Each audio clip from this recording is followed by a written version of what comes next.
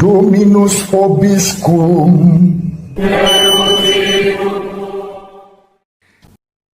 Sahabat peradaban kasih ekologis yang terkasih, selamat berjumpa dalam Renungan Harian bersama saya, Romo Alois Budi Purnomo PR, melalui channel ini. Semoga panjenengan selalu sehat, tetap semangat tanpa sambat, dan selalu bahagia, kebahagiaan yang bersumber dari Tuhan Allah kita. Mari kita awali perjumpaan kita dengan bersatu di dalam doa. Dalam nama Bapa dan Putra dan Roh Kudus. Amin. Allah Bapa yang maha bijaksana, maha pengasih dan penyayang, Engkau telah memelihara gerejamu dalam Yesus Kristus Putramu sebagai gereja yang satu, kudus, katolik, dan apostolik, antara lain dengan menganugerahkan kebijaksanaan dan kasih kepada Santo Carolus Borromeus, Uskupmu.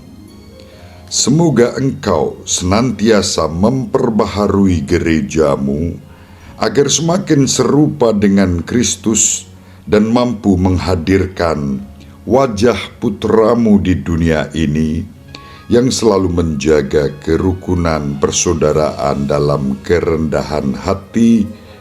Demi Kristus, putramu Tuhan dan pengantara kami, yang hidup dan berkuasa bersama Diko dan Roh Kudus, Allah yang Maha Esa, Tritunggal Maha Kudus, sepanjang segala masa.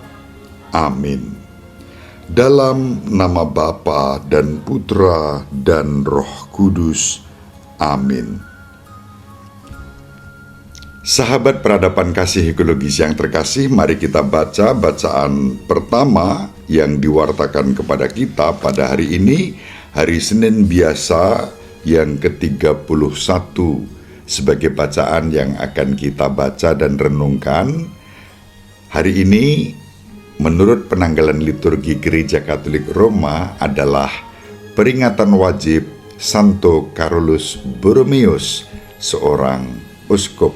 Nanti kita lihat sejenak kehidupan Santo Carolus Borromeus sesudah bacaan pertama kita bacakan. Pembacaan dari surat Rasul Paulus kepada jemaat di Filipi bab 2 ayat 1 sampai 4. Saudara-saudara, dalam Kristus ada nasihat, ada penghiburan kasih, ada persekutuan roh, ada kasih mesra dan belas kasih. Maka sempurnakanlah sukacitaku dengan ini.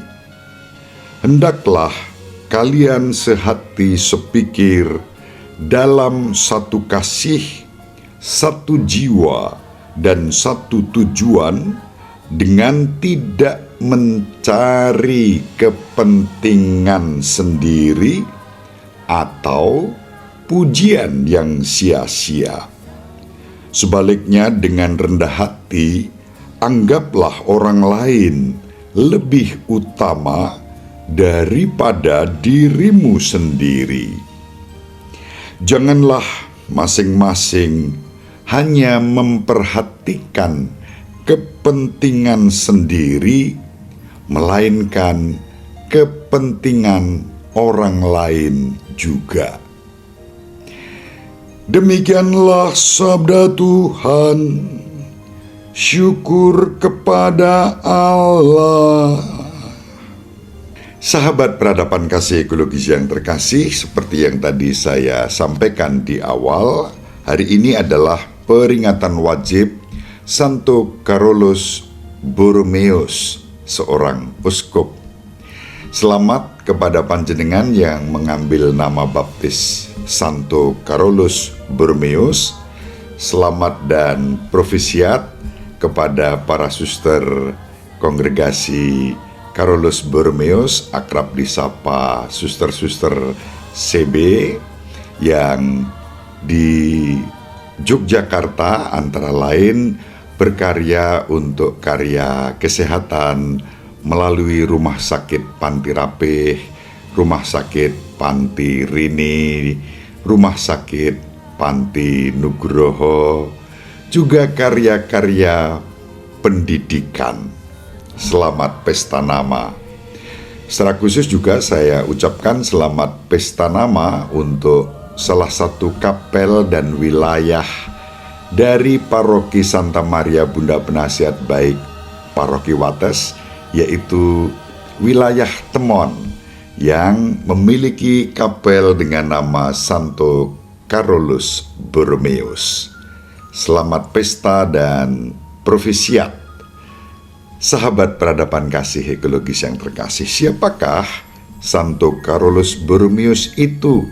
Kita baca catatan yang kita peroleh di dalam buku Misa Santo Santa.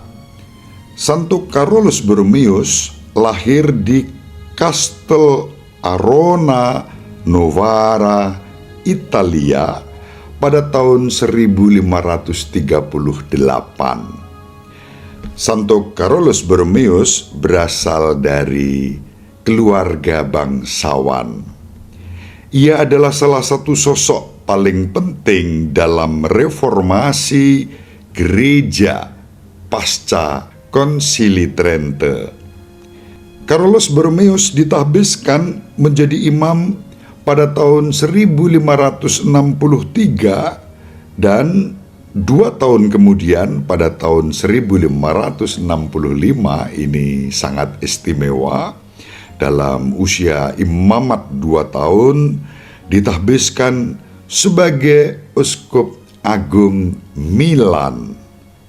Dengan tanggung jawab sebesar itu, Santo Carolus Borromeus mampu menjadi pemimpin yang tak kenal lelah untuk terus melayani Tuhan dan umat, baik dalam hidup menggereja tetapi juga hidup bermasyarakat. Secara internal ke dalam hidup dalam konteks katolisitas, tetapi juga dalam konteks kerasulan apostolik, hidup yang menjadi bermanfaat bagi masyarakat di sekitarnya. Ketika ditahbiskan menjadi uskup, beliau mengambil moto episkopalnya dengan kata kunci humilitas, yang berarti kerendahan hati. Kata rendah hati, kerendahan hati diambil dari bahasa Latin humus, humilis. Dan humilitas terkait dengan kata humus. Humus tidak lain adalah tanah subur. Ketika benih yang baik ditaburkan di tanah subur itu akan tumbuh, berkembang, menghasilkan buah yang baik juga. Itulah yang dihayati oleh Santo Carolus Borromeus dalam hidup menggereja dan memasyarakat. Hidup beriman akan Kristus berbuah di dalam karya pelayanan di tengah-tengah bukan hanya umat Katolik saja, tetapi juga di tengah-tengah masyarakat yang selalu ditandai dengan kemajemukan, dengan keberagaman. Dan salah satu kata kunci di situ adalah bela rasa.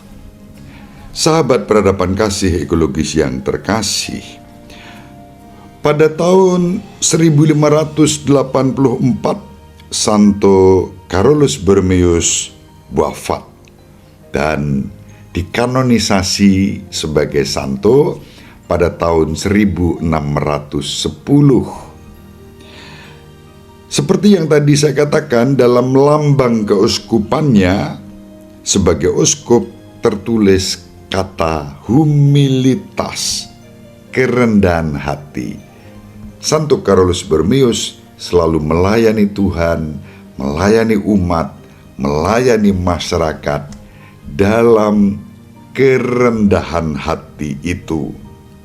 Secara cemerlang, Santo Carolus Borromeus mempraktekkan hidup dalam kerendahan hati juga melalui karya-karya amal. Itu yang tadi mengarah pada hidup memasyarakat. Dalam salah satu surat pastoralnya, Santo Carolus Borromeus menulis, "Kita mampu melewati segala kesulitan yang kita hadapi dari hari ke hari, maka kita pun bisa menghadirkan Kristus dalam diri kita dan sesama." Kerendahan hati berbuah di dalam karya pelayanan yang bermanfaat baik untuk umat maupun untuk masyarakat. Dan kuncinya adalah Kristus. Kristus dihadirkan melalui setiap karya pelayanan kita. Sahabat peradaban kasih ekologis yang terkasih, persis itulah yang juga diwartakan kepada kita dalam bacaan yang pertama, surat Santo Paulus kepada umat di Filipi yang tadi kita baca. Santo Paulus mengajak kita untuk hidup dalam kerendahan hati, dan itu dilakukan dihayati dalam Kristus. Dalam Kristus ada nasihat, ada penghiburan kasih, ada persekutuan roh, ada kasih mesra dan belas kasih.